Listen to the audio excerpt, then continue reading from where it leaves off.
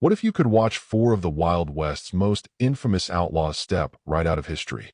In this video, hyper-realistic animation breathes life into their weathered portraits, unveiling hidden diaries, secret rendezvous, and untold betrayals. Did you know one of them once escaped custody by fashioning a fake revolver from wood? Get ready to feel their heartbeats, smell the gunpowder, and witness the shocking secrets history tried to bury. What if you could peel back the layers of myth to meet John Wesley Hardin, the outlaw who claimed more gunfights than most men saw in a lifetime, and then taught himself law behind bars? Born in Bonham, Texas, in 1853, Hardin shot his first man in a street brawl at age 15, setting him on a path that would make him both one of the most feared gunfighters and the most pursued fugitives of the 19th century. He moved with uncanny speed, so fast that some witnesses insisted he could draw and fire with either hand almost simultaneously. By 20, he had already survived a dozen near-fatal encounters and wounded or killed more than a dozen adversaries, earning a reputation for cold precision and a photographic memory. He remembered faces, names, even the slightest quirks of a man's stance, allowing him to anticipate an opponent's draw and strike first. In 1878, he was finally cornered and convicted of killing a peace officer, then sentenced to 17 years in the Texas State Penitentiary at Huntsville. There, rather than languish, he turned prison life into opportunity, devouring every law book he could borrow, arguing cases for fellow inmates in makeshift tribunals, and even corresponding with the governor, so persuasively that he shaved years off his sentence. When he walked free in 1894, he stunned everyone by passing the bar exam and opening a law office in El Paso, trading his Colt for legal briefs, if only for a few months before his violent past caught up with him. He was gunned down in a saloon in 1895, still carrying both his revolver and his statute book. Few know that the man who emptied 6 chambers by moonlight once lectured on legal ethics by daylight, or that his prison autobiography was ghost-written by a fellow inmate who later became a judge. John Wesley Hardin remains the only outlaw in American history to read himself free.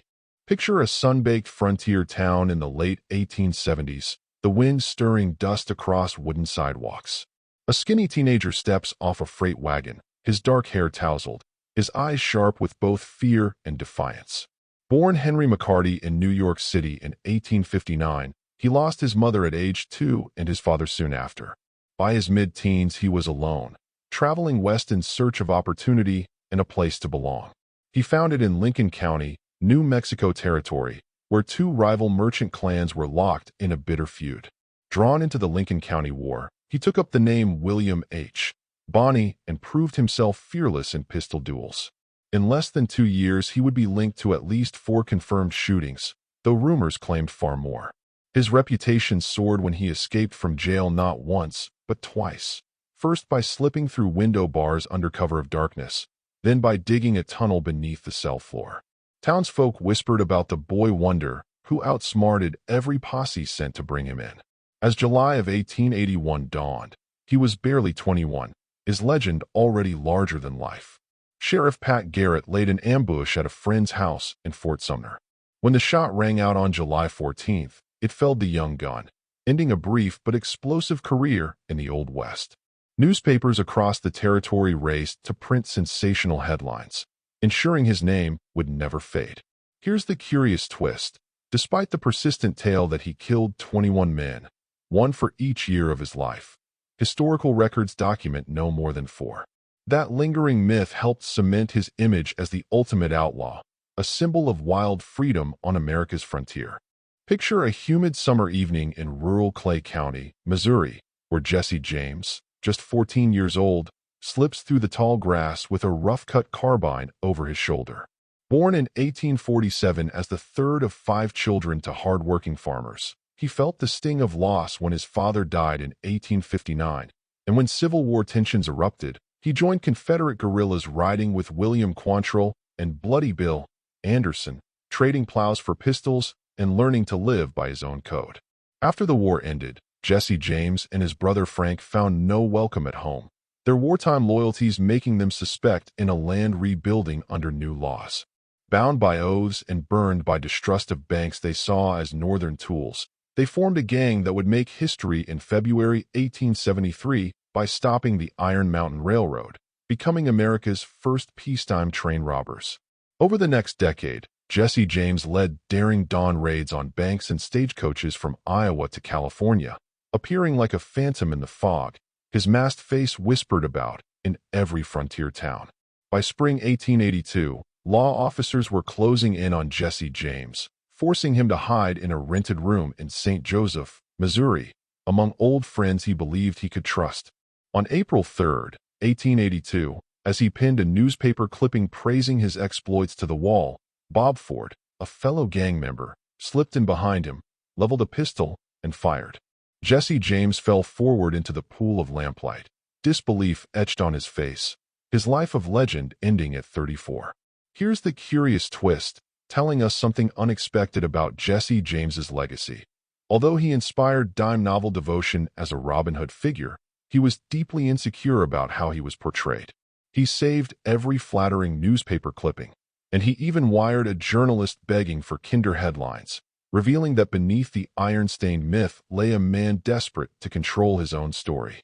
Picture a bitter winter morning in Sundance, Wyoming, snow drifting through silent streets as a lean young man steps off a creaking stagecoach, his coal dark hair frosted at the edges, his eyes sharp with restless ambition. He is Harry Alonzo Longabaugh, later famed as the Sundance Kid. Born in 1867 in Montclair, Pennsylvania, he chafed under farm life and ran away at 18, drawn by tales of fortune and freedom on the frontier. A tavern brawl in the county seat of Sundance soon landed him in jail, and the town's name stuck to him like a brand. By 1896, he had ridden into a dimly lit saloon in Rock Springs, Wyoming, where he met Robert Leroy Parker, known as Butch Cassidy. Together, they formed the infamous Wild Bunch, robbing banks and trains beneath moonlit skies from Utah to Colorado, moving like ghosts across the sagebrush. Pinkerton agents grew obsessed with their trail, pushing the two men toward exile in Argentina, where Harry adopted the alias James Phillips and tended a quiet ranch by shimmering Patagonian lakes. In February of 1908, reports reached the world of a Bolivian shootout that supposedly claimed the lives of Parker and Phillips, though rumor persists that the Sundance Kid slipped away, vanishing into distant villages under yet another name. Here's the curious twist, revealing Harry Longabaugh's unexpected resourcefulness. While on the run, he carried a battered Spanish grammar book, teaching himself the language line by line. That fluency let the Wild Bunch slip through border checkpoints unnoticed and blend smoothly into Argentine rancheros' circles, a scholarly refuge that saved their skins more than once.